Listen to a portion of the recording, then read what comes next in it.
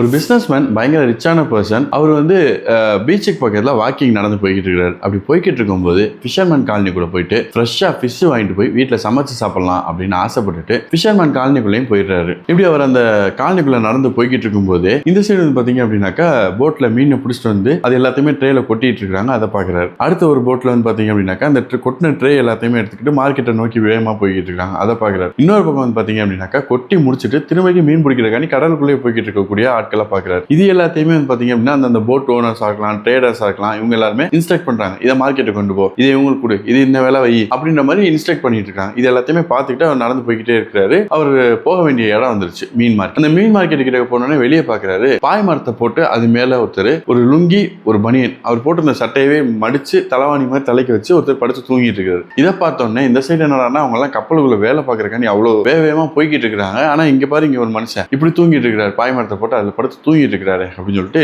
இந்த பிசினஸ் மேனுக்கு பயங்கரமா கோவம் வந்துச்சு. உடனே அந்த பிசினஸ் மேன் என்ன பண்றாரு, அவர் எழுப்பிட்டார். தம்பி, என்னப்பா உன் வயசு பசங்க எல்லாரும் கடலுக்குள்ள போய் மீன் பிடிக்க போய்கிட்டு இருக்காங்க, நீ இன்னும் படுத்து தூங்கிட்டு இருக்கிற அப்படின்னு சொல்லி அவர்கிட்ட கேட்கிறாரு. உடனே அந்த ஃபிஷர்மேன் சொல்றாரு, இல்ல நான் விடிய காத்தாலே போய் மீன்லாம் பிடிச்சிட்டு வந்து மார்க்கெட்ல போட்டேன், அது வியாபாரம் ஆயிடுச்சு. இன்னைக்கு எனக்கு வர வேண்டிய காசு என்னவோ அது வந்துருச்சு, அதனால நான் ரெஸ்ட் எடுத்துக்கிட்டு இருக்கேன் அப்படிங்கிறாரு. உடனே இவர் கேட்கிறாரு, அதனால என்னப்பா உன் வயசு பசங்க எல்லாரும் வர்றாங்க போடுறாங்க, திரும்பிக்கும் போய் மீன் பிடிக்க போகிறாங்க, நீயும் அதே மாதிரி திரும்பிக்கும் மீன் பிடிக்க போகலாம்ல அப்படின்னு சொல்லி அந்த பிஸ்னஸ் மேன் வந்து ஃபிஷர்மேன்கிட்ட கேட்குறாரு.